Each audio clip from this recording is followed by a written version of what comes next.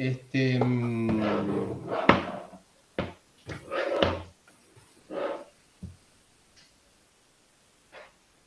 arranquemos. Modelo semiclásico es el tema de hoy.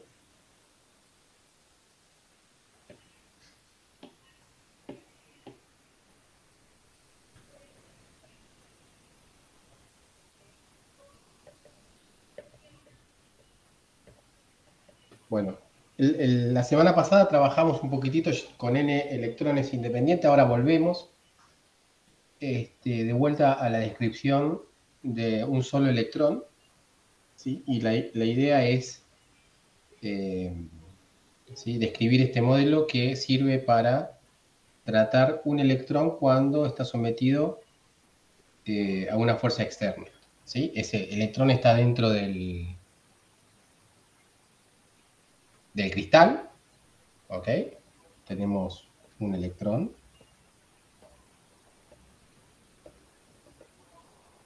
Un solo electrón.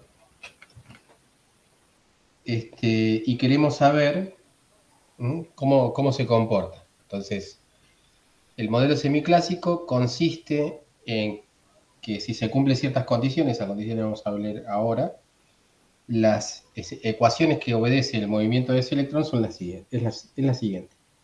O son dos en realidad.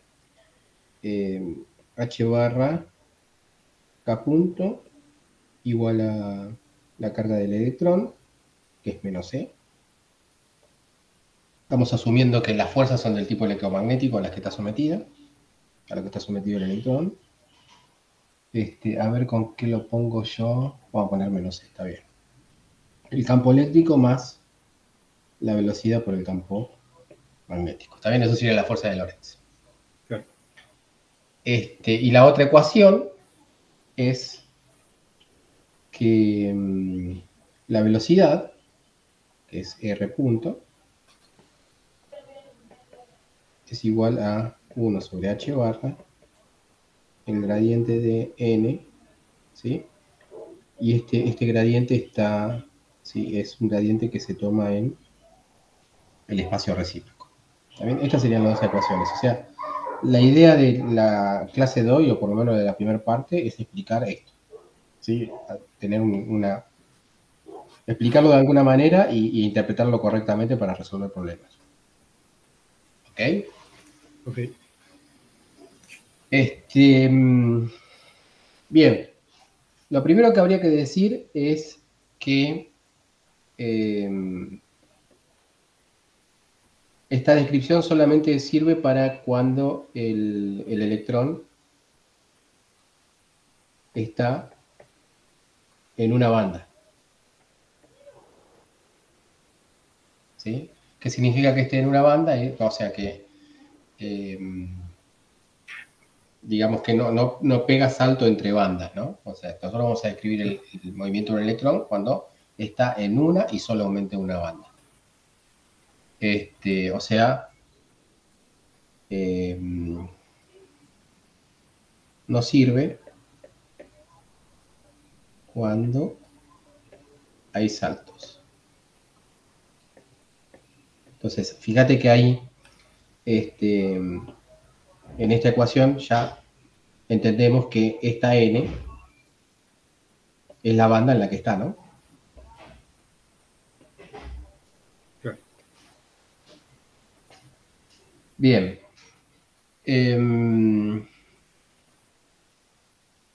Lo segundo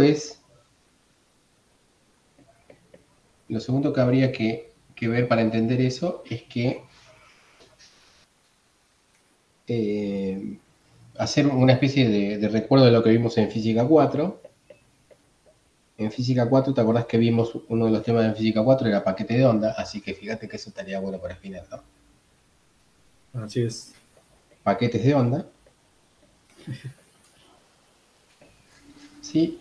Y una de las conclusiones de ese tema era que, ¿sí? Los paquetes de ondas podrían estar caracterizados por un K medio, ¿sí? Y un ancho de paquete.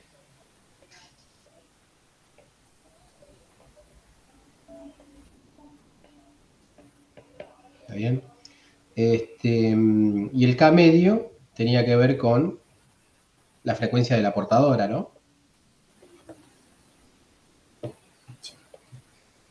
O sea, si uno tenía, por ejemplo, en un caso sencillo, un paquete de ondas en una dimensión, ¿sí? Ese paquete de onda podría ser una onda que tenía un espectro así de cuadrado, estaba centrado en el K medio y tenía un ancho delta K.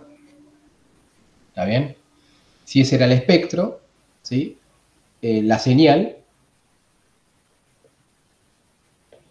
tenía que ver con un sinc, ¿no? Que era de pi. Bueno, si estamos hablando de un espectro en el espacio, porque estamos hablando de K y no de omega, esto sería, la señal tendría que ver con una función de este tipo. ¿Está bien? Y la conexión entre estas dos cosas era una antitransformada, o transformada de Fourier. Pero acá en este caso le quiero una antitransformada porque estamos yendo del espacio recíproco al espacio directo. ¿Ok? Esto sería una antitransformada.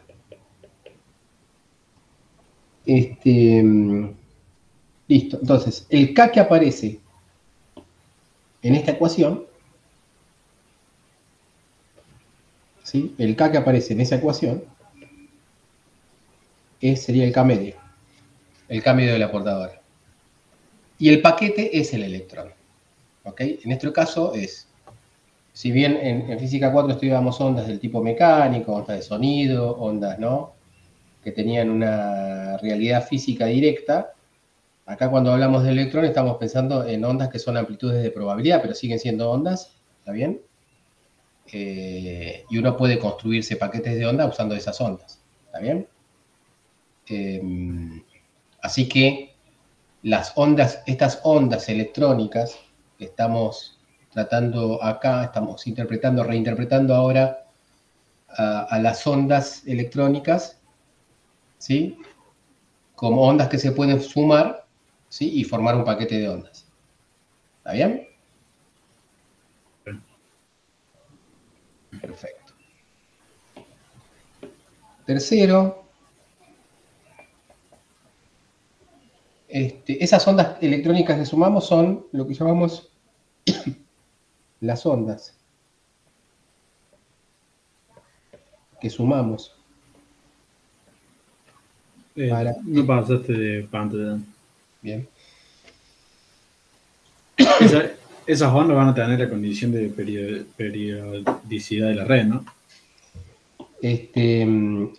Justamente eso es lo que voy a hablar ahora. ¿Sí? Acordate que hay dos periodicidades diferentes. Una es la periodicidad del cristal, que esa es la periodicidad física, digamos, que tiene que ver con que tenés una red cristalina, sí, o sea que el electrón está en una red cristalina, y la otra periodicidad es la artificial que nosotros nos creábamos para discretizar los K adentro de la primera zona browniana y contar bien, ¿no? Cuando pensamos en esa primera periodicidad, ¿sí?, las soluciones al hamiltoniano del problema o al problema son lo que llamamos ondas de Bloch, ¿no? Así que justamente eso es lo que iba a poner acá. Lo que voy a poner acá es estas ondas, a ver, para que quede clarito, que serían, podría poner entre paréntesis, T amplitud de probabilidad, así más hacemos la conexión con cuántica, ¿no? Electrónicas, se suman para formar paquetes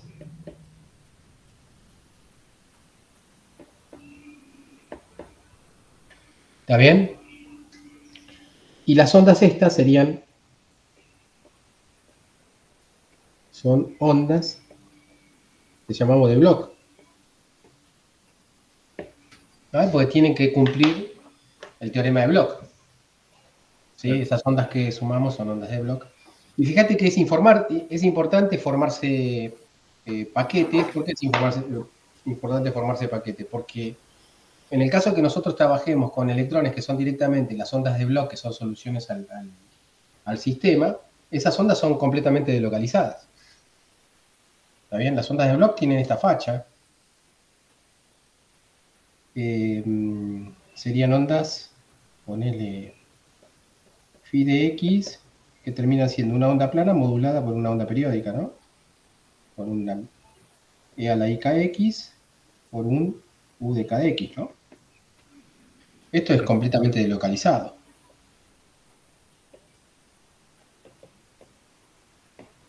¿Está bien? Si uno no tuviese el cristal, las ondas naturales para formar paquetes serían las ondas planas, las de electrón libre. Acá no son ondas de electrón libre porque nuestro sistema no es un sistema en donde lo único que tiene es energía cinética. Es un sistema donde tenés una energía cinética y un potencial periódico que es el de la red cristalina. ¿Ok? Entonces, si vos querés, ¿sí?, analizar, digamos, el movimiento de un electrón, te conviene primero formarte un electrón como un paquete, como algo que esté más o menos localizado en el espacio, ¿sí? Y a partir de él, ahí analizar un poco, a ver cómo lo escribís en la ecuación de movimiento para ese paquete. ¿Está bien? Entonces, las primeras ecuaciones que yo escribí son esas ecuaciones de movimiento para ese paquete. ¿Ok? Estamos describiéndola, ¿no? Poniendo en contexto, digamos, qué hacemos para entender esas ecuaciones bien. Y ya ahí tenemos un paso importante que es entender que en vez de estar trabajando con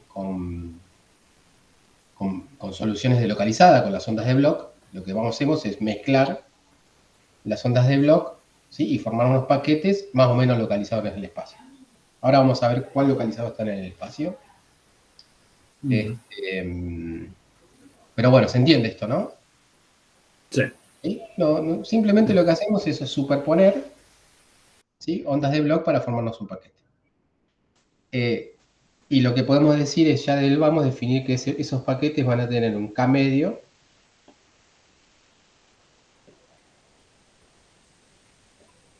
y un delta K. ¿Está bien? Y eso vive en el espacio recíproco.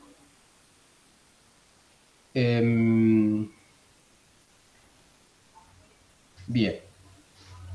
Cuarto,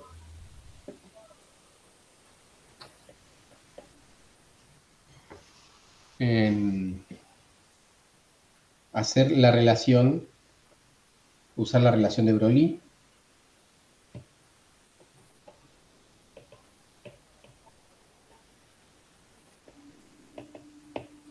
Que me decía que H barra K es igual a masa por velocidad, ¿no? Esta relación de Broglie en principio se usó para partículas libres, ¿ok?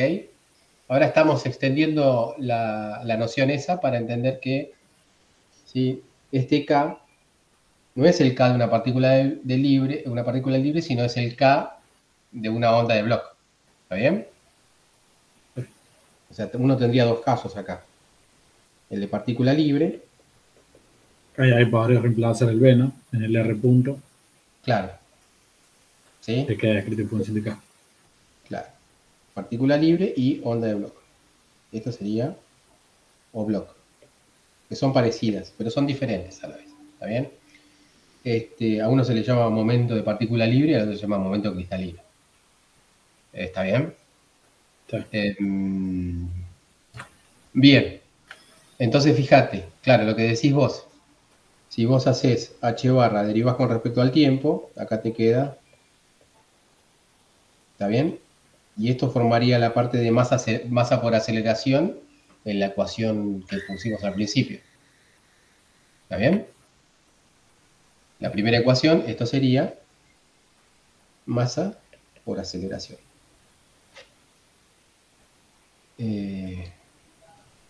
Así. ¿Sí? Ahora empieza a tener sentido masa por aceleración de algo que está, ¿sí?, localizado en el espacio, que es el paquete de onda electrónico. Bien. Y la otra ecuación obviamente se relaciona, ¿sí? Porque si tenemos que, de lo que vimos en física 4 también, ahora para qué voy a cambiar. Claro, justo escribí eso ahí, ¿no lo viste? Y ahora quinto.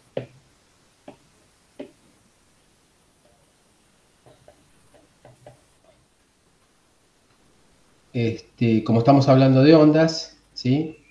De paquetes de ondas, ya sabemos que la velocidad de ese paquete, ¿qué es? Es la velocidad de grupo, ¿ok? Sí. Y esa velocidad de grupo, ¿te acordás que se definía como en 3 dimensiones el gradiente de omega? ¿Ok? Sí. En una dimensión, la velocidad de grupo era la derivada de omega con respecto a acá. Claro. Pero ahora no tenemos omega. ¿Omega qué sería en este caso? Bueno, si vos pensás cómo es el comportamiento de una solución, ¿sí? En el espacio y en el tiempo, ¿sí? Esto en la parte temporal, si esto es una solución, esto era E a la I por E t sobre h barra, ¿no? Claro. Y esto vos lo podés interpretar como E a la I omega t. Entonces la omega te queda el D sobre H barra, que eso es lo que vemos en... Va, eso es la cuantización. X.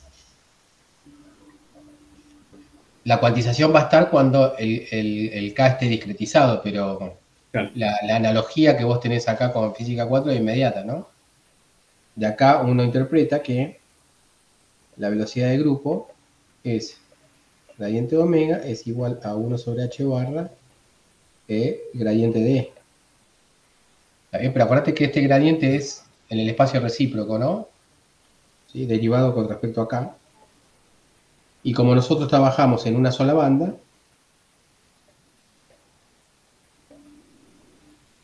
nos quedaría que la velocidad de grupo es lo que vamos a llamar la velocidad de la partícula, y es 1 sobre h barra. ¿Está bien? Y ahí es como que tenemos más o menos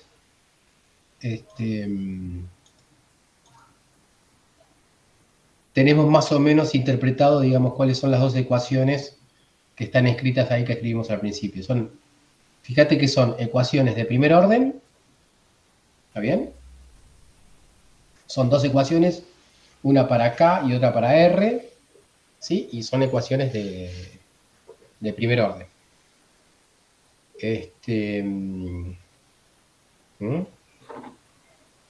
Está bien, voy a decir, pero che, como Newton es de segundo orden, y acá esto que sería Newton, porque estamos tratando como un electrón de un punto de vista clásico, ¿cómo pego eso con la ecuación de Newton? ¿Está bien? Para pegarlo podés pensar en esto. Quinto, sexto. En Newton, ¿te acordás? Tenías masa por aceleración es igual a fuerza. Pero esta sería una ecuación de segundo orden, por lo tanto necesita dos condiciones iniciales, ¿no? Sí.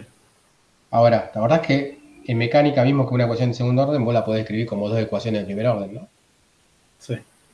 El costo que pagaba era ese. Y te Claro, quedaban dos ecuaciones. claro, te creas una variable que es x y otra variable que es b. Entonces tenías una ecuación para b que era mb punto igual a f y una ecuación para x que era x punto igual a b. ¿Está bien? Es algo parecido. Acá tendría ¿sí? algo que sí huele a eso. ¿Se entiende más o menos la interpretación de las ecuaciones estas? Sí. ¿No?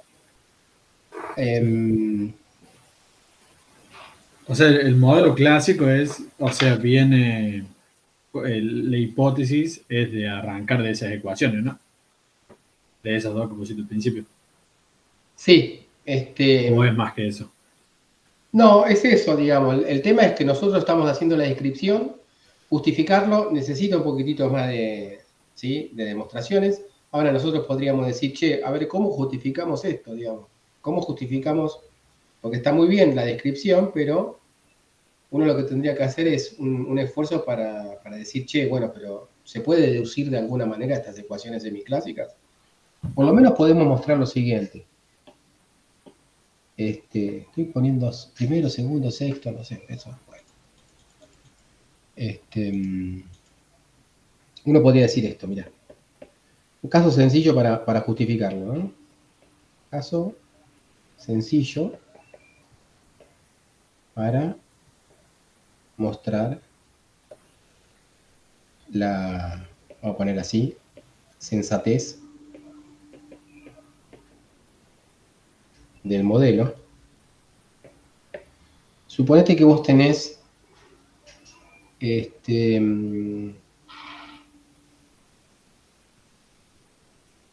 estamos solamente tenemos campo eléctrico. Solo hay campo eléctrico. Si vos tenés solamente campo eléctrico, entonces uno podría decir, vamos a poner encima que ese campo es electrostático.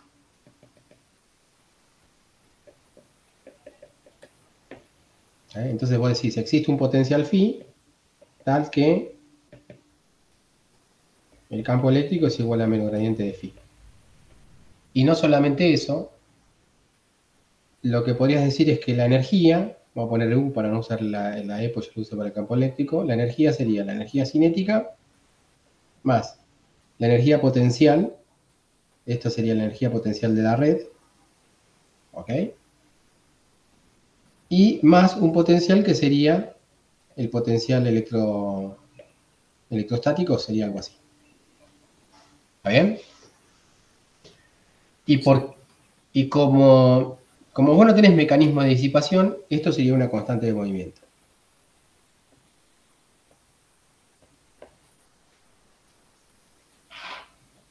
¿Está bien? Por otro lado, la energía, vos la podés expresar como esto, ¿está bien? Donde este K sería el K medio del paquete. Por otro lado, el potencial de la red, ¿sí? Y el phi son funciones de R, de la posición. ¿Está bien? Y este R sería el R medio del paquete, ¿no? Sí. Esa ecuación para la temperatura la tomamos, o sea, sabemos con el caso de antes, temperatura lo suficientemente baja y en equilibrio térmico. Temperatura cero. Esto es temperatura cero. ¿Sí? Ah, Está bien que lo menciones. pensé que lo iban a pegar con la distribución de Fermi. Eso lo vamos a hacer después. ¿Sí? Pero Bueno. em, Entonces te quedaría esa ecuación igual al cero. ¿por qué decís cero? ¿Y no dijiste vos que se haría cero la temperatura? Temperatura, ¿dónde ves la temperatura acá? Ahí me parece que nos perdimos. ¿No pusiste T igual a H cuadrado por K cuadrado sobre 2M? Esa es la energía cinética. Ah, T, está bien. ¿Está bien? Sí, sí, sí. Es como que vos estás a temperatura cero, tenés. Claro, el P. Claro, volvimos a. En realidad volvimos. La verdad que lo primero que dijimos es. Ahora pensemos que tenemos una sola partícula nada más. Sí, sí, ¿Sí? me Si parece. tenés una sola partícula, no tiene mucho sentido hablar de temperatura. ¿Está bien? Entonces vos lo que haces es construirte, ¿sí? Manualmente, una solución que sea la suma de muchas ondas de Bloch que formen un paquete, ¿sí? Y te construís ese paquete y ese paquete va a tener un. ¿Sí? A ver, vamos a ponerlo en No, sí, algo. está bien, me parece. ¿Está Me bien? distraje un segundo, sí. Pará. Pero ya que está, lo completamos en algún lado. El paquete. Este paquete también va a tener, ¿sí? O sea, vos vas a tener una representación de ese paquete en el espacio recíproco y una representación en el espacio directo. ¿Sí? Desde el punto de vista cuántico, esos espacios eran lo mismo, ¿te acordás? Pero bueno, acá estamos haciendo la diferenciación. En ese espacio vos vas a tener un paquete localizado en un R medio, ¿sí? Y ese paquete va a tener una extensión, delta R. ¿Ok?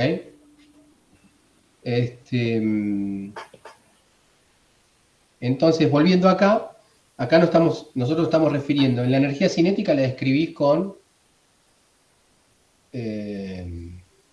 digamos, con el K del paquete, y a la energía potencial, tanto la cristalina como la externa, el potencial electrostático, usás la posición media del paquete.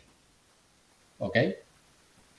Entonces vos podés pensar que Vamos a ponerlo directamente acá, así se entiende qué es eso. ¿Está bien? Entonces uno podría escribir, ¿sí?, que el potencial cristalino es un potencial que depende del R medio del paquete. ¿Está bien? Y que el phi también es un phi que depende del R medio del paquete. Entonces, si nosotros pensamos que el K es una función del tiempo, ¿no? Y el R medio también es una función del tiempo, uno lo que podría hacer acá es derivar U con respecto al tiempo, y como sabemos que es una constante de movimiento, la derivada de U con respecto al tiempo va a dar 0. Así que nos quedaría esto lo siguiente. Nos quedaría derivada de U con respecto al tiempo, va a ser igual a 0. Esto a la vez va a ser igual a la derivada de la energía cinética, más la derivada del potencial, más la derivada del electrostático, el Q sale afuera. ¿Sí? Aplico la regla de la cadena. El T depende solamente del K y el K depende del T, o sea que me quedaría H barra al cuadrado sobre M, sobre 2M, y me quedaría 2, ¿no? K vector, derivándolo del medio ahí, me queda 2K punto. ¿Ok? Ok. No, me queda 2K por K 2K punto. por K punto. ¿Está bien? Y a nivel vectorial también queda así. Acá me quedaría la derivada de esto.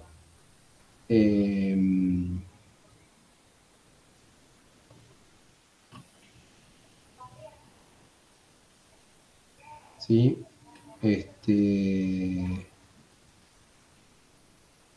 El BDR.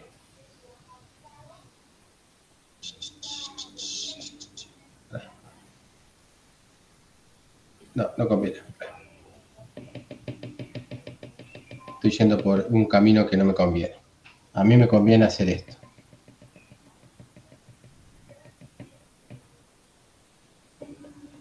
Fíjate, el T más B yo ya lo tengo, es la energía de K. ¿Está bien? Sí. Y a ese sí yo lo puedo pensar como el K medio dependiente del T. Eso ya lo resolvimos, porque resolvimos el problema particular, ¿no? Resolviendo el hamiltoniano cristalino. Sí. ¿Está bien? No importa de cómo, usando electrones libres, casi ligado, no importa. Pero yo tengo eso como dato. Y lo voy a aprovechar que tengo ese dato. Y el phi, ese sí phi lo considero como dependiente del tiempo, pero a través de R. Entonces, cuando yo hago la derivada esa que está arriba, o sea, me queda que 0 es igual a la derivada con respecto al tiempo del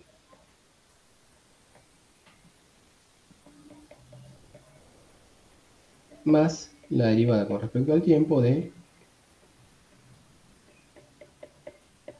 Me faltó la carga Q acá. Y el R punto, ¿no?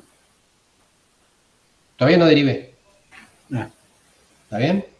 Entonces aplico la regla a la cadena claro. y me queda gradiente, ¿sí? Ese epsilon del tema P es del que habíamos sacado relacionando el hamiltoniano con Claro, la otra relación, viendo la claro, ese es el que conmutante. resolvimos. Esa energía ya está resuelta, Claro. ¿sí? Porque resolvimos el sistema, ¿está Sí, sí. bien?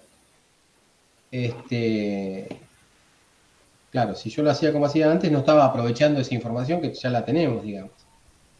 Entonces, fíjate que acá me quedaría, derivo con respecto a K, eso sería el gradiente, y después derivo el K con respecto al tiempo, eso sería el K punto. ¿Ok? Ok. Y lo otro sería, derivo con respecto al R, eso sería menos el campo eléctrico, ¿está bien? Y después derivo R con respecto al tiempo, que sería la velocidad. ¿Está bien? Está bien. Y eso sería igual a cero. Entonces yo lo que puedo hacer es sacar este,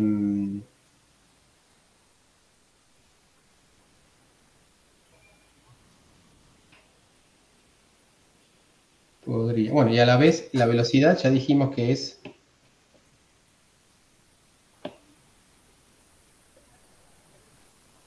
¿no? Sobre h barra, eso me quedaría igual a cero. Puedo sacar el gradiente nk de factor común, si querés, sobre h barra, y me quedaría producto escalar h barra k punto, ¿sí? Menos q por e igual a cero. ¿Está bien? Esto no es ninguna demostración, esto es, digamos, más o menos mostrar algo, ¿no? Sí. Justificarlo de alguna manera. Bueno, para que eso sea igual a cero, o de la izquierda tiene que ser igual a cero, o de la derecha tiene que ser igual a cero. Lo de la izquierda, en fisión en general, no es igual a cero, ¿sí? Depende del problema particular, entonces uno podría concluir que h barra k punto es igual a q por e. ¿Está bien? Claro. Que sería una forma de ver la primera ecuación solamente cuando hay campo eléctrico. ¿Ok? El Q sería menos E, bueno, porque es la carga del electrón, pero sería esta ecuación. ¿Se entendió? Más o menos la idea. Sí. Ese B de la primera ecuación es el B microscópico o... Porque el libro me parece que le pone H, ¿no? Como si fuera el campo macroscópico. Ah, bueno, ahí tenemos que ver el tema de las unidades, ¿sí? Yo estoy siguiendo, si querés, sistema internacional. Porque también es un factor ahí multiplicando.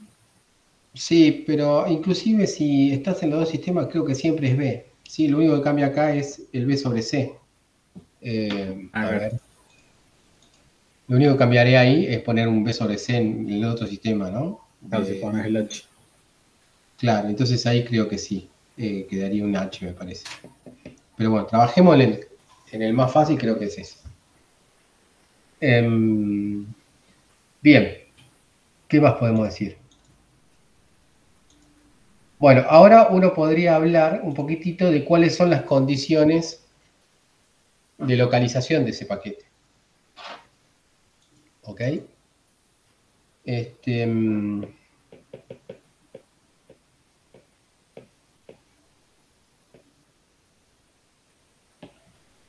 las condiciones de... A ver, es que esto era 7, 8.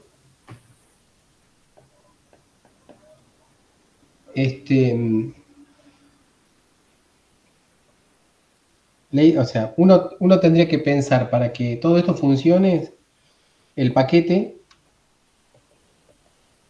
tiene que verse como una partícula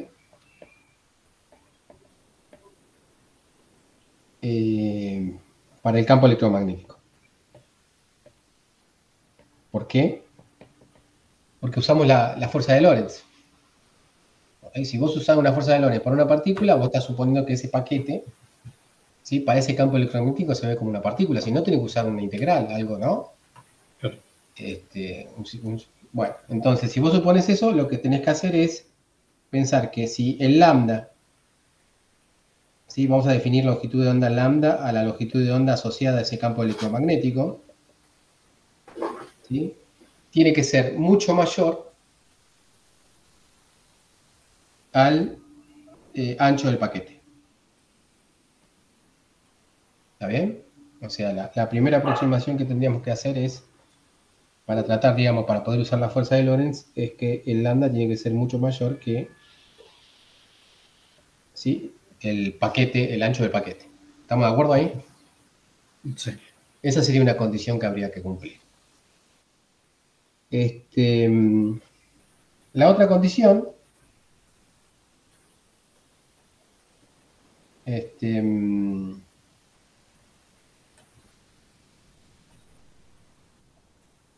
la otra condición, noveno, tiene que ver con que,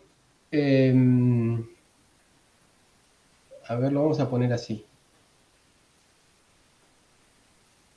con que es más fácil quizás verlo directamente en el espacio recíproco.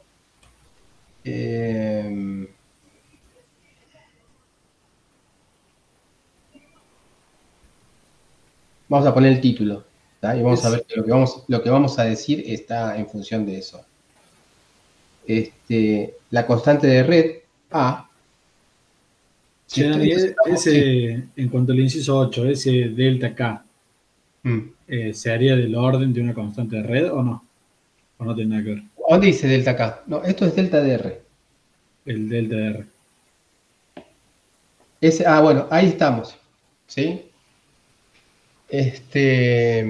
Sería, ahora vamos a ver que justamente sería del orden de varios delta DR. O sea, un paquete, ¿sí?, va a estar bien localizado si ese paquete se extiende,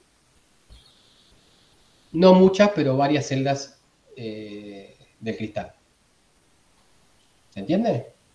Si vos decís, ¿cómo puede ser eso? Porque, bueno, por eso quería ver, se ve mejor quizás en el espacio recíproco.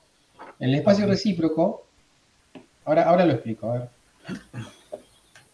Fíjate la otra condición, quizás si la vemos en el espacio. Suponete que esta es la primera zona de Brillouin, ¿sí?, de una red cuadrada, ¿no? Entonces nosotros dijimos, ¿te acordás que, bueno, para verlo de alguna manera podíamos contabilizar con condiciones de periodicidad los K permitidos, ¿sí?, de esta manera. ¿Estamos de acuerdo? Sí. Bueno, todos estos puntitos que yo estoy escribiendo son soluciones de Bloch. ¿Ok? Son esas ondas delocalizadas, ¿sí?, que no me servirían para esta descripción semiclásica. Entonces, uno lo que hace es, después cuando termine de dibujar estos infinitos puntos, uno que va a hacer, acá en el medio también tenés, uno lo que va a hacer es seleccionar un grupo, también por ejemplo ¿sí?, y ahí con eso formarte paquete. O sea, con estos K,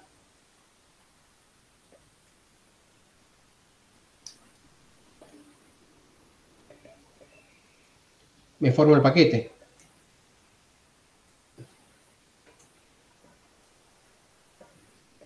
Esto sería, vamos a poner así, KX, y esto sería KI, ¿sí? Esto sería el espacio recíproco de una red cuadrada. ¿Está bien? ¿Estamos de acuerdo con eso? Sí.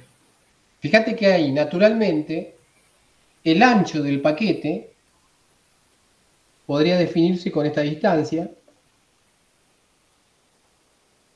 Esto sería mi delta K, mi ancho de paquete, ¿no? Sí. Y el medio sería el el punto del medio del paquete sería mi K medio. ¿Está bien? Para que ese paquete, o sea, ese paquete necesita estar bien localizado, ¿sí? En el espacio recíproco o en la primera zona de Brillouin. ¿Está bien? O sea, eso me va a provocar cierta extensión, o sea, bastante extensión espacial, pero yo no me puedo salir de ahí, ¿ok? Entonces yo lo que voy a pedir es que este delta K sea mucho menor, si lo estamos viendo como un volumen, en este caso sería una superficie, esto tendría que ser mucho menor que, ¿se te ocurre qué?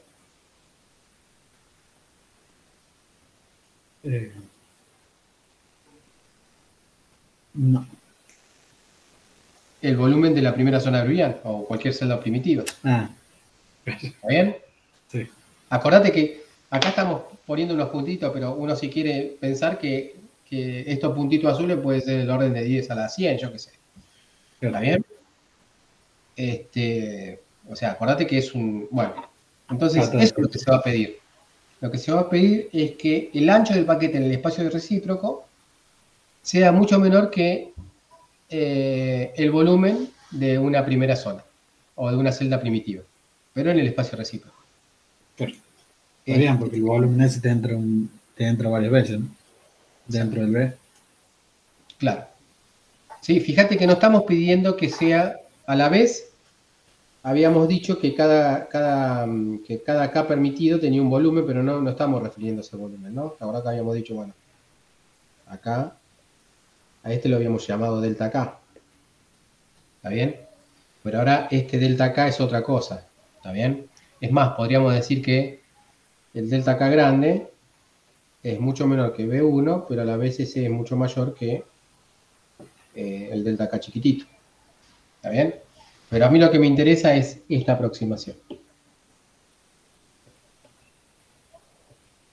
Que el ancho del paquete en el espacio recíproco sea mucho menor que un volumen ¿sí? De una celda unitaria. Ahora, esa celda unitaria era igual, ¿te acordás? Bueno, esto sería, en este caso sería 2pi al cuadrado, pero más allá del 2pi al cuadrado, 2pi al cubo, 2pi, esto era el B de la primera zona Brillouin era inversamente proporcional al B en la red directa, ¿no? ¿Estamos de acuerdo con eso? Sí. Era inversamente proporcional. A la vez, el delta K era, por lo que nosotros sabemos de transformada de Fourier, o de paquetes en física 4, era inversamente proporcional a 1 sobre delta R, la extensión del paquete. Sí. ¿Te acordás de eso? Sí, algo sí. Bueno, este delta R sería el volumen, ¿no? Entonces, de lo que se charla acá, uno obtiene la siguiente conclusión. ¿Sí? Quizás la puse muy ahí desprolija, después bueno, eso lo ponemos bien. Es que si delta K es mucho menor que B1, entonces delta R es mucho mayor, ¿sí? Ahora sí, a nivel de longitudes que la constante de red. ¿Sí? ¿Por qué? Porque este B va con la constante de red, ¿no? Claro. ¿Sí? Entonces, como idea general de cuáles son las condiciones por las cuales esa ecuación semiclásica de movimiento para el electrón tiene que funcionar, Ahí, a partir de la condición esa te queda que el lambda es mucho mayor que el A, ¿no? Que la constante de red. Claro, te quedaría todo esto.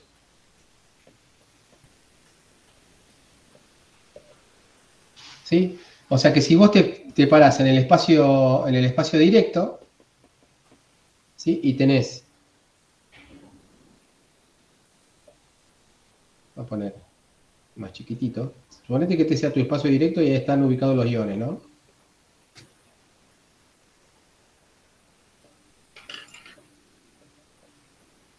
¿Mm? Estamos en el espacio directo ahí, ¿eh? Estos son los átomos, los iones o lo que sea. ¿Tá? Entonces, fíjate, acá quizás tendría que ver si hay una plantilla para poner una hoja. La extensión del paquete va a cubrir varios sitios. Porque es mucho, ¿no? Mucho mayor que. O sea, vos podés decir que el paquete de ondas electrónico va a estar dado por, yo qué sé, toda esta zona. ¿Mm?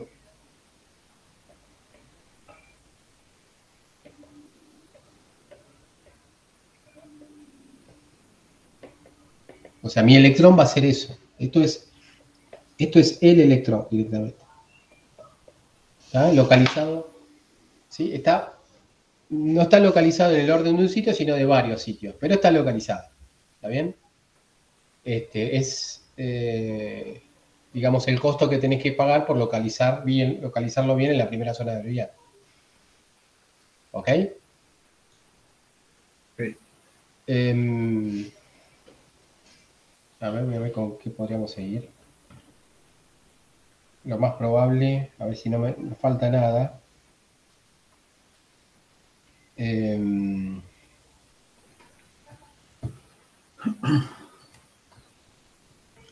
Bien, lo que podemos hacer ahora es aplicar eso. Aplicar, a ver qué consecuencias tiene una ecuación de ondas, una ecuación de movimiento semiclásica. ¿Está bien? Perfecto.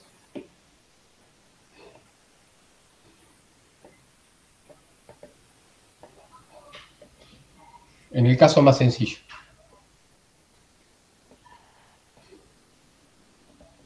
El caso más sencillo sería el caso de un campo eléctrico, ¿sí? Constante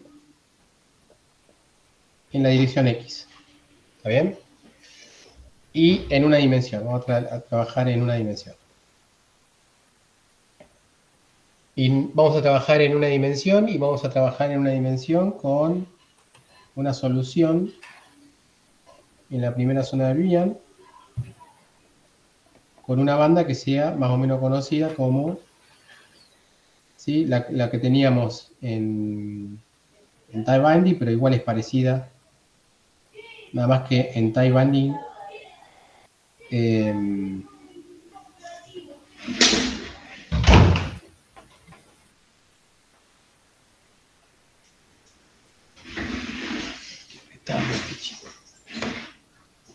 tie binding es muy parecido al electrón libre, ¿no?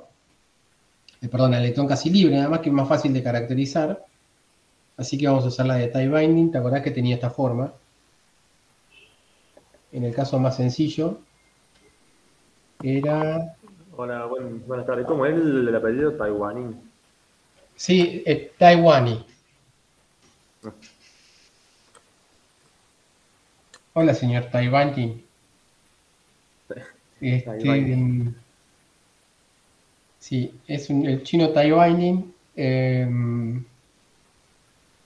¿Cómo era? ¿Se acuerda? Epsilon 0 menos gamma coseno de K A, ¿no? ¿No era menos beta? Menos beta, menos Sí, gamma, bueno, pero coseno de K. eso lo podemos, ¿cómo se llama?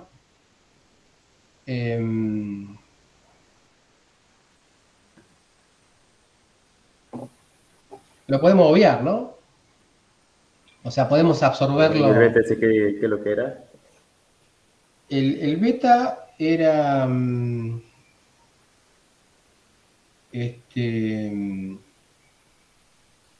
depende, o sea, el beta,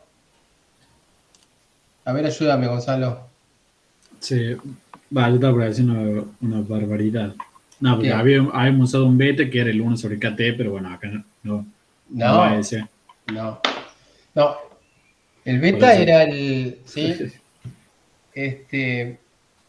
Digamos, una corrección a la energía del orbital. ¿Está bien? O sea que simplemente lo podés absorber en el epsilon 0. Pero poder en el caso sencillo, en donde uno está suponiendo que no hay overlap entre los orbitales próximos, ¿no? Entre los sitios próximos. Así que lo podés tomar como 0 o podés meterlo en la energía. ¿Está bien? Es como que redefinís epsilon 0 si querés. Y acá había un 2, si no me equivoco. ¿Está bien? En el caso de electrones casi libres también teníamos lo mismo, nada más que teníamos, ¿se acuerdan? Teníamos una curva que era de electrón libre, ¿sí? Y acá ahí se corregía con el coeficiente de Fourier correspondiente o pertinente del potencial periódico, ¿no? Y quedaba más o menos la misma curva. O sea, fíjense cómo dos casos supuestamente opuestos llevan a la misma banda de energía, a la misma banda de energía, ¿no? Ustedes me van a decir, pero ese no arranca en epsilon 0. Bueno, está bien. La energía 0 también vos podés moverla y las ecuaciones no cambian, ¿no?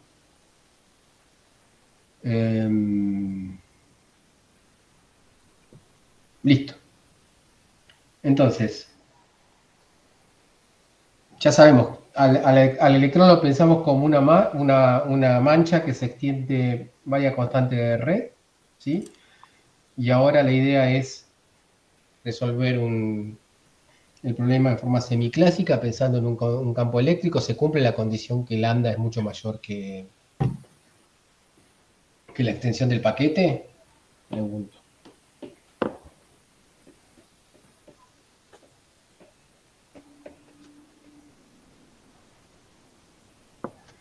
Y pero a su vez también es mucho mayor que A, ¿no? Sí, pero ¿esa condición se cumple?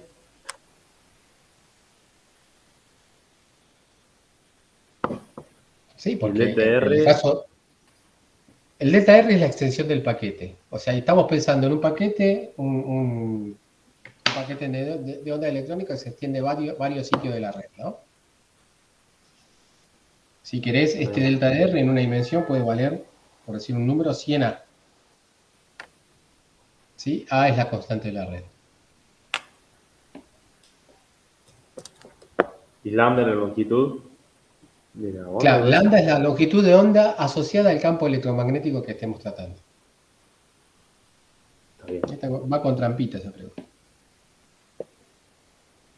Y pero, consulto, ¿no? Si tenemos la longitud de onda más grande de lo que da el paquete, como que no oscilaría, o sea, yo lo pienso como si tuviera un tipo oscilando.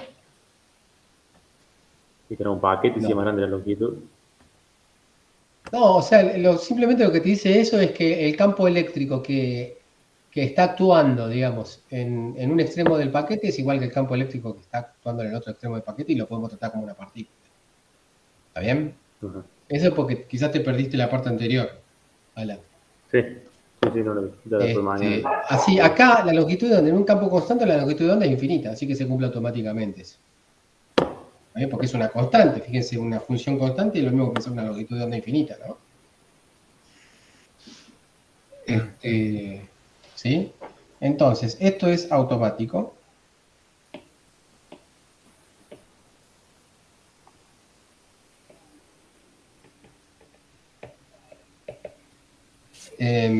Después uno lo que tendría que hacer es pensar que este delta R es mucho mayor que A. Bueno, eso se lo imponemos, estamos pensando en esa situación. Eso va a ser cierto si nosotros nos construimos un paquetito que tenga un ancho, ponele, delta K. ¿Está bien? O sea que el delta K tiene que ser mucho menor que, habíamos dicho, 2pi sobre A, ¿no? Que sería el volumen de una celda unitaria en la red recíproca. ¿Está bien? Y como esto va con 1 sobre delta de R, ¿está bien? Está automático que el delta de R es mucho mayor que A, ¿no?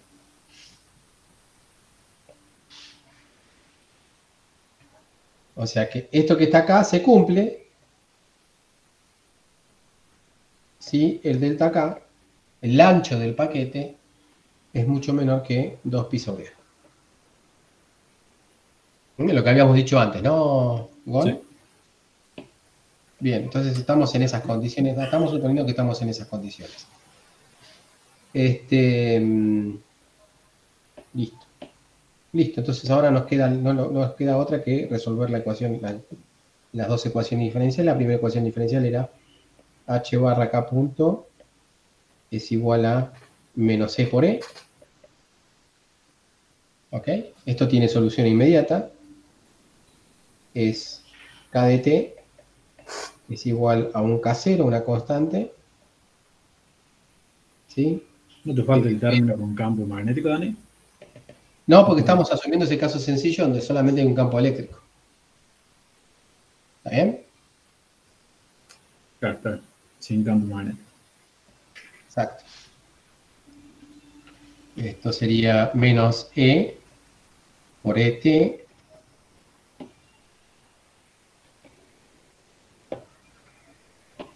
Y acá nos quedaría una constante, ¿no? Que sería el K inicial, la condición inicial. Claro. Y la otra condición era que el X punto o el R punto. El H barra lo. Ah, tenés razón. Sí, me falta el H bar. Acá vamos a poner 0 sobre H bar. Bien. Y después el otro era X punto es igual a 1 sobre H barra, la derivada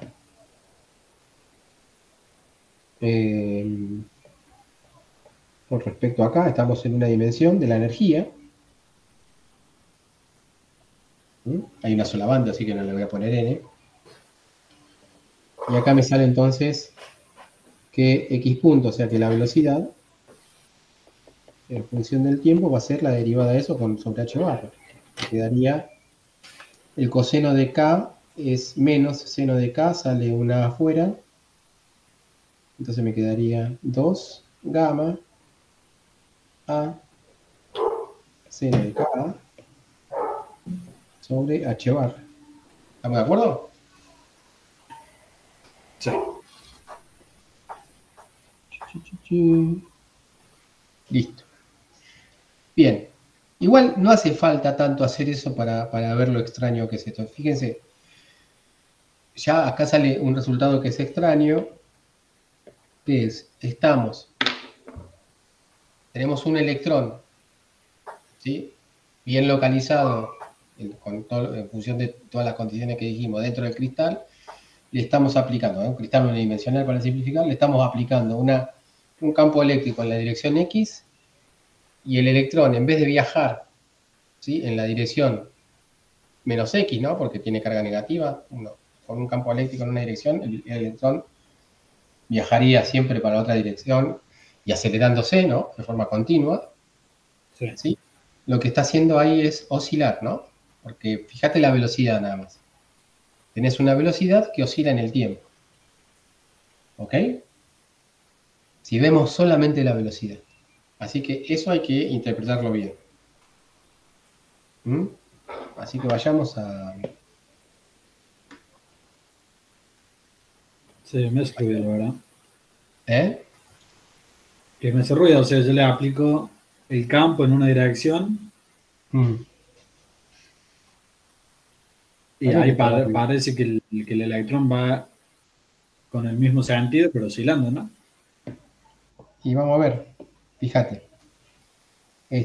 Vamos a usar esta banda. ¿Sí? Y ponele que arranque acá el electrón. ¿Sí? Como condición inicial le pongo este K0. Acá tenemos el borde, pi sobre A, y el otro borde, menos pi sobre A, y acá le ponemos un K0 acá, ¿no? Y si querés le ponemos un anchito de banda acá, chiquitito. Esto siempre es mucho más chico, todo esto está exagerado. Entonces, la solución que a mí me dio es, fíjate que el K es un K0 menos EET sobre H barra. O sea que el K como, ¿sí?, tiene un movimiento uniforme hacia la izquierda, ¿sí?, con una velocidad constante, ¿sí?, negativa. ¿Ok? O sea que este K se va moviendo así. A ver si lo puedo poner.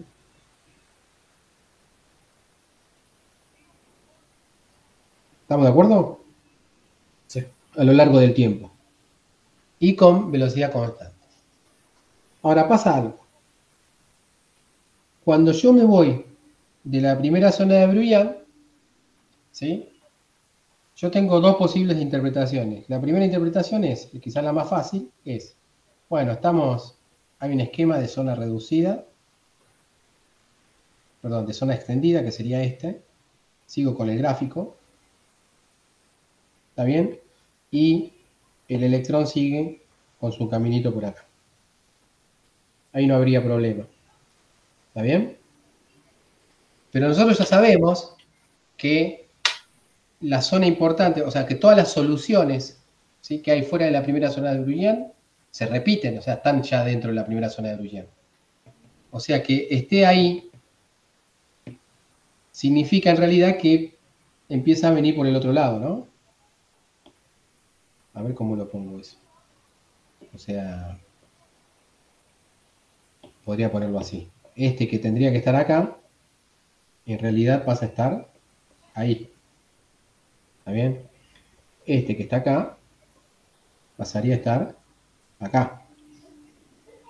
¿Ok? ¿Se entiende? Pega la vuelta. Claro. Si estamos usando ese esquema que se llama esquema de zona reducida, que lo usamos precisamente porque todas las soluciones están dentro de la primera zona de Brouillard, porque afuera se van repitiendo. ¿Se acuerdan que habíamos Sí, lo mostrado hemos eso probado. ¿sí?, con las propiedades que tiene la sonda de Bloch? O las soluciones de Bloch. O sea, ya sabemos cómo es el comportamiento de K. ¿Sí? Se va moviendo hacia la izquierda y una vez que llega al extremo pega la vuelta de vuelta. ¿Sí? Y veamos cómo es a nivel de velocidades, simplemente recordando que la velocidad de ese paquete es la derivada del, ¿sí?, la derivada de K con la derivada de la energía con respecto a K, ¿no? Esta es la energía. Esto es K, ¿sí? Y acá las tangentes van siendo positiva, ¿no? Se hace cero, se hace negativa, después se va haciendo cero de vuelta, y viene por acá a la izquierda de vuelta, vamos a ponerlo con otro color para que quede claro, ¿sí? Viene por acá, ¿sí? Y ahí vamos viendo la oscilación, ¿no? Si tenemos una oscilación en la velocidad, ¿sí?, vamos a tener una oscilación espacial porque simplemente la posición es una integral de la velocidad, ¿no? ¿Se entiende? Sí. En esta zona, en la zona central,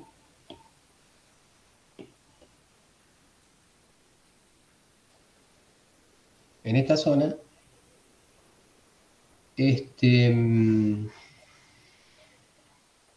fíjense, en esa zona la velocidad, ¿sí?, cada vez se hace más negativa, ¿no? O sea que acá la aceleración es negativa. ¿Está bien? O sea, esto desde el punto de vista intuitivo es correcto, porque estamos hablando de un campo eléctrico en la dirección X y un electrón con carga negativa, ¿no?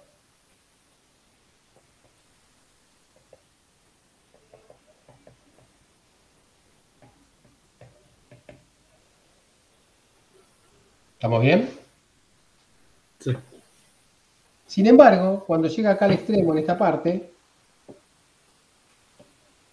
la aceleración, ¿sí?, es positiva.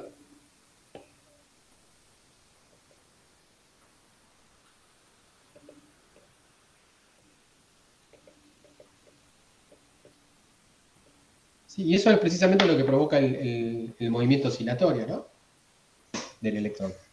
Entonces, ¿cómo podemos explicar eso? ¿Sí? La primera explicación es... la primera explicación tiene que ver con Che, Dani, te pregunto, antes que me Sí, olvide. Esto, o sea, vimos que todo esto vale en una sola banda. Si vos te vas a otra banda, el razonamiento es el mismo, digamos, ¿no? sí, sí, pero siempre lo importante es que ese electrón no se vaya de la banda, digamos, ¿no? O sea, Claro. este electrón que está localizado acá, ¿sí? Tenga siempre la misma curva de energía. Porque si vos tenés otra curva de energía, ponele, vos graficás otra curva de energía por acá arriba, ¿no? Sí. A ponerlo más. Ponle que tengas otra curva de energía, ahí.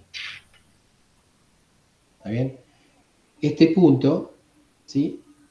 Está siempre sobre la misma curva, ¿ok? La misma curva de energía. Ahora, si este pasa a esta energía, ponele que le entre un fotón, o sea, un campo eléctrico, vos podés pensar en un campo eléctrico intenso, lo excita y lo mueve de una curva de energía, de un nivel de energía a otro, ¿no? En otra banda, ¿sí? Ahí estaríamos hablando de si querés, de frecuencias altas, de electromagnéticas altas, ¿sí? Ese proceso no lo podemos describir con el modelo, la ecuación semiclásica que estamos usando. ¿Está bien? Acá siempre este electrón se mueve con la misma curva de energía. ¿Está bien? No es excitado a otra banda. ¿Ok? O sea, estas transiciones serían prohibidas desde el punto de vista del modelo semiclásico. Obviamente eso es recontra importante después para explicar un montón de cosas, pero hay que ir por paso. ¿Se entiende? Sí. O sea, que este paquete de ondas, o sea, recorre, este paquete de ondas vive en el espacio recíproco, se mueve acá, ¿sí? Se mueve acá, pero siempre tiene la misma curva de energía. Ahora, yo lo que quería mostrarle era lo siguiente. Ahora, a explicar, digamos, explicar un poquitito, ver por qué, digamos, intuitivamente hay una parte que es correcta y otra parte que no es correcta. Y la solución la respuesta es sencilla, simplemente porque el electrón que estamos manejando nosotros no es un electrón libre. ¿Sí? Acá está la clave. O sea, como que busca estar siempre en el estado de menos energía o no. Eso sí, pero lo que estoy explicando es otra cosa. Fíjate esta ecuación. ¿Mm? ¿Ok? Sí. O sea, no hay una sola fuerza actuando sobre el electrón. ¿Está bien? O sea, tenemos la fuerza eléctrica, que es esta,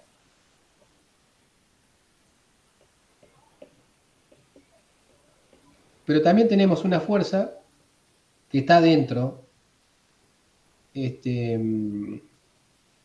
digamos, de lo que sería la curva de energía, que es la fuerza del cristal, ¿no? O sea, vamos a poner fuerza de los iones.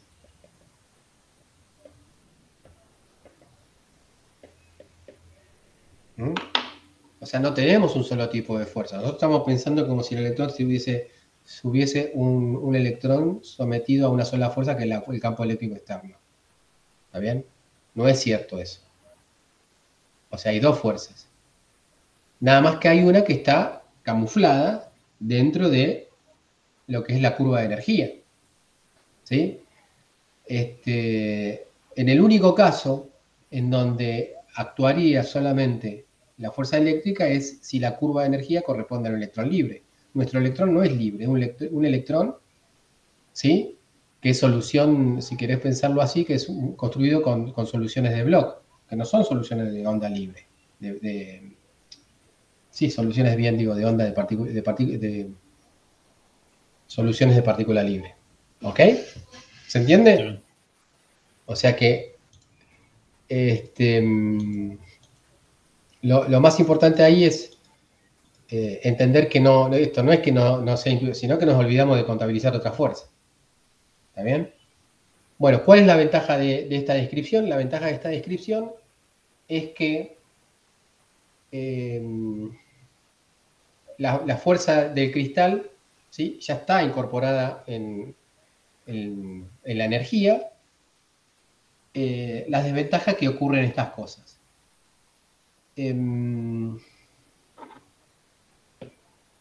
Entonces acá veamos el salto de análisis cualitativo, ¿sí? Para aprovechar esto que parece una desventaja en una gran ventaja. Para eso vamos a adelantarnos un poquitito y vamos a pensar en estas dos situaciones. ¿Qué podemos pensar? Podemos pensar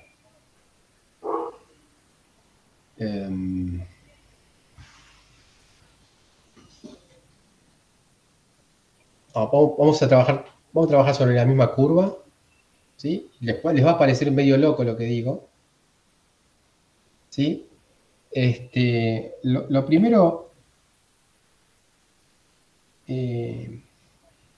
que vamos a hacer acá es, primero decir, este movimiento oscilatorio no ocurre.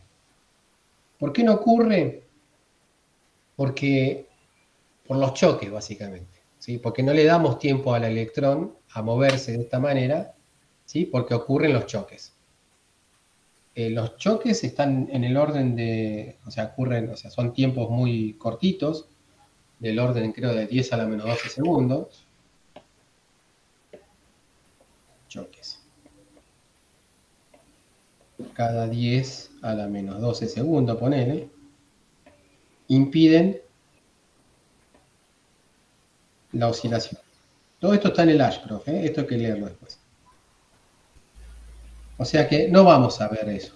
Si no tuviésemos choques, veríamos un movimiento oscilatorio del electrón. No lo vamos a ver por los choques. Entonces, esto es lo mismo que pasa en un gas. En un gas tenemos choques. Los electrones, ¿sí? Entre choques tienen un movimiento de partícula libre, ¿no?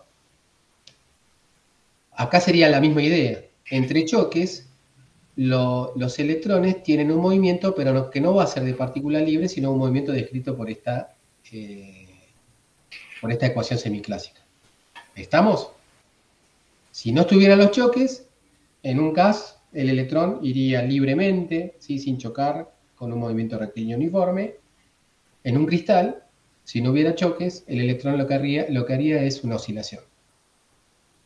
¿Ok? ¿Se entiende? Sí. Bien. Ahora, es importante describir el movimiento entre choques. Entre choques, el movimiento de una partícula libre va a ser libre, y entre choques, el movimiento de este partícula va a ser un movimiento semiclásico. Y entonces sigue perturbando la idea de que si yo tengo un electrón ubicado no en un valle, sino en una cresta, se va a comportar de manera, ¿sí? Opuesta a la que uno pensaría de partícula libre. Entonces, cuando yo tengo un electrón ubicado en esta zona, en la zona de las crestas, ¿sí? Lo que se suele hacer es interpretar a ese electrón como una cosa que se llama agujero. ¿Sí? El electrón se comporta como si su carga fuera positiva. ¿Está bien? Entonces a eso se le llama agujero. ¿Sí? Una partícula se llama agujero. Después vamos a dar por qué se le llama agujero. Agujero de Fermi. ¿Está bien? Y en esta zona se comporta bien el electrón, o sea que el electrón sigue siendo un electrón. Si tenemos un electrón, acá el electrón. ¿Y para qué se debe ese comportamiento en las crestas? Es lo que dijimos, es la acción del potencial cristalino, ¿no? ¿Sí? O sea, ahí influye mucho el potencial cristalino y en el medio no. ¿Ok? Sí. Comporta como si fuera... ¿Qué? ¿Como que el potencial te invierte la carga del electrón? Sí, exacto. ¿Está bien? Pero no es que la invierte. Simplemente está actuando. Claro, Pero sí, si yo veo el problema, si yo viese el problema como que el problema solamente hay un campo eléctrico, ¿está bien? Yo lo que estoy diciendo es, che, en vez de hacerlo tan complicado al problema y pensarlo al problema como un problema donde están actuando el cristal y está actuando el campo eléctrico, lo vemos como mucho más simple, como si estuviese actuando el campo eléctrico, y el costo que estaría pagando yo de ver ese problema desde el punto de vista simple, o sea, mucho más simple, es que acordarme que en las crestas, ¿sí? Se invierte el signo de la carga y en los valles el signo de la carga es negativo. ¿Está bien? ¿Sí? sí. Es como costo-beneficio, ¿no? Bien, todo eso lo vamos a formalizar después. Ahora, también ocurre otra cosa que tiene que ver con la concavidad de los valles y la concavidad de las crestas. ¿Sí? Para eso veamos cómo es la concavidad de un electrón de partícula libre.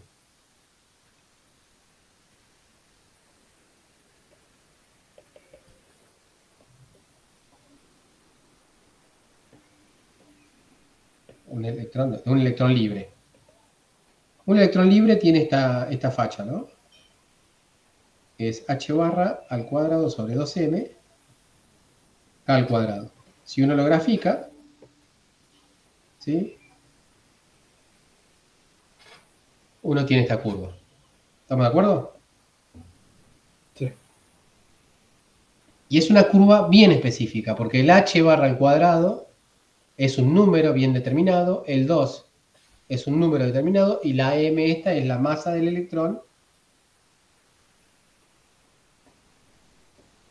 Si quieren, bien determinada, pensando en relatividad, es la que se mide en el sistema reposo, la masa propia, ¿no? Es un número bien determinado. ¿Ok?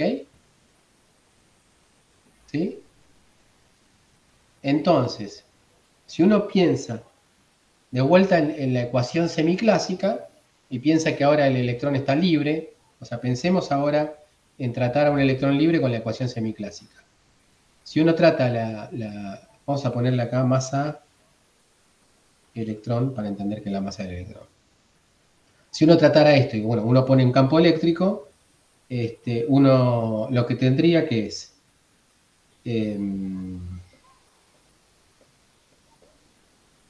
o sea, tendría que la velocidad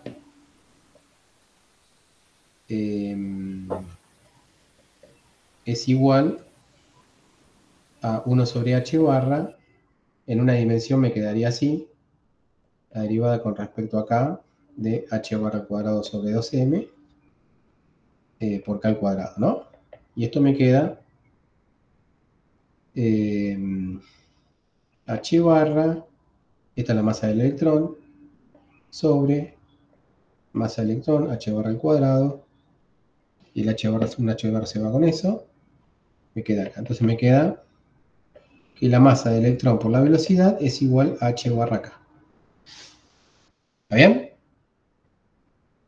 Pero eso está absolutamente determinado por la concavidad específica de esta curva, ¿sí? Que se lo da este número que está acá.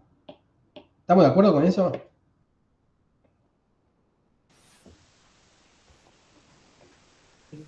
Sí.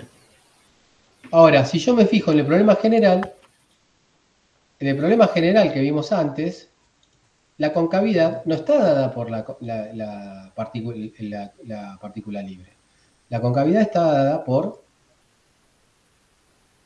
esta ecuación.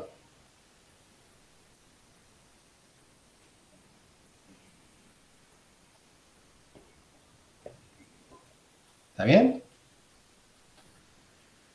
En el caso más simple, ¿no? Si quieren tie binding, ¿sí?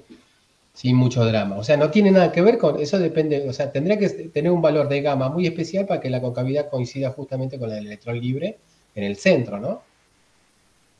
Entonces, en el caso general, no solamente se cambia la carga, sino que también se cambia la concavidad, ¿sí? En valor, ¿sí? En función de cuál sea el sistema tratado. Pero como la concavidad está relacionada directamente con lo que sería la masa de la partícula esta que estamos tratando, uno podría decir que, ¿sí?, en estas zonas, también la masa del electrón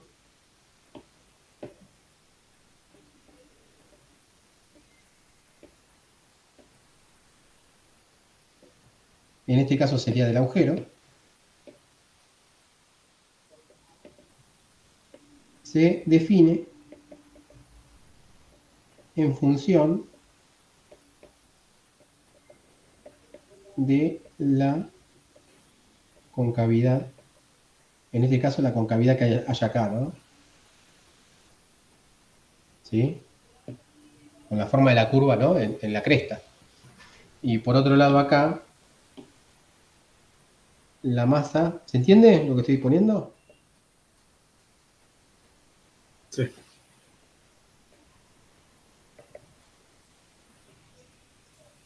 En función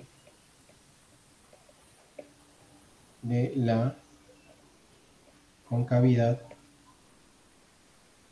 ¿sí? Entonces, tenemos concavidades que son diferentes en principio a la del electrón libre, y no solamente son diferentes, que además que se pueden invertir en signo, ¿sí?, como pasa en las crestas. Entonces, esa diferencia se la pone después redefiniendo la masa del electrón, y la diferencia ya directamente, si pasamos de una valla a una cresta, lo que hacemos es invertir el signo de la carga. ¿Ok? Listo. Hago un comentario más y tomamos un recreo. El comentario que seguiría es: ¿por qué uno hace todo este lío? ¿Sí? Entonces pensemos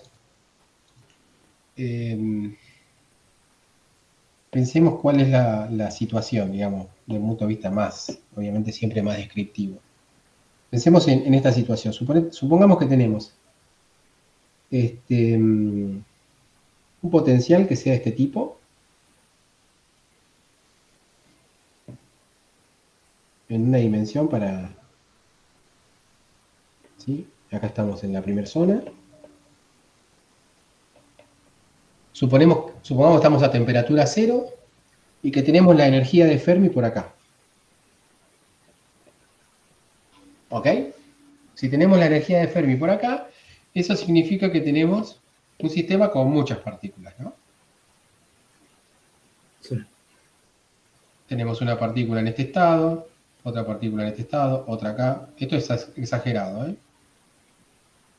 Eso significa, si quieren, está acá, acá, después acá otra.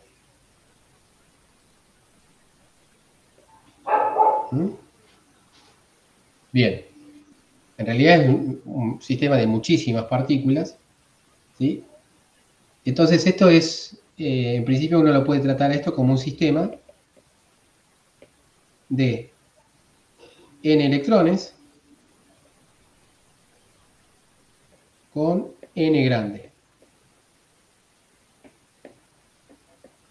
¿Ok? Bueno, resulta que, después vamos a mostrar, que eso es equivalente, ¿sí?, a tratar, ¿sí?, esto va a ser equivalente a tratar el sistema como si hubiese solamente una partícula acá, en el estado desocupados, por eso se les llaman agujeros.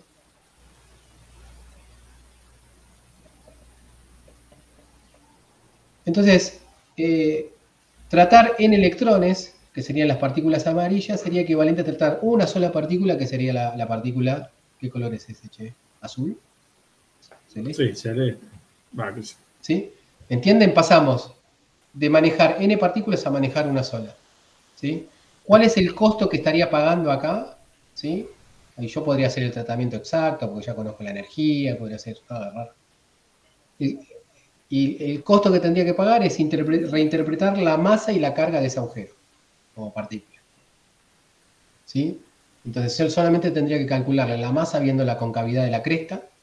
Yo pensé que o sea, como que iba a tener muchas más ecuaciones. No. Pero claro, se resuelve, o sea, en lugar de resolver n ecuaciones, pasa a resolver una, pero se te complica encontrarla. Sí, inclusive no se complica tanto porque, Claro, porque si vos tenés como dato cómo es la curva, ¿sí? La concavidad te define la masa y ya al estar en una cresta vos redefinís la carga de ese agujero y podés pensar que ese agujero está, o sea, te olvidas del potencial cristalino, ¿ok? Simplemente pensás esa partícula como si fuese una partícula que está sometida a cierto campo electromagnético. ¿Está bien? Precisamente porque la redefinición de la masa y la redefinición de la carga es... sí, y acordate que estas partículas se mueven poco, se mueven entre choques, se mueven siempre en la misma zona.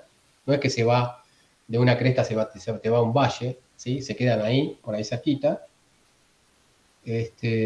Entonces, vos lo que estás haciendo es redefiniendo la masa y la carga de la partícula, olvídate de potencial cristalino y pensarlo como un problema mucho más sencillo, ¿no? Una partícula clásica sometida a un campo electromagnético. ¿Está bien? Está bien. Esa sería la idea más grande que hay atrás de todo esto. O sea, uno lo que tendría que hacer ahora es formalizarlo un poquitito más.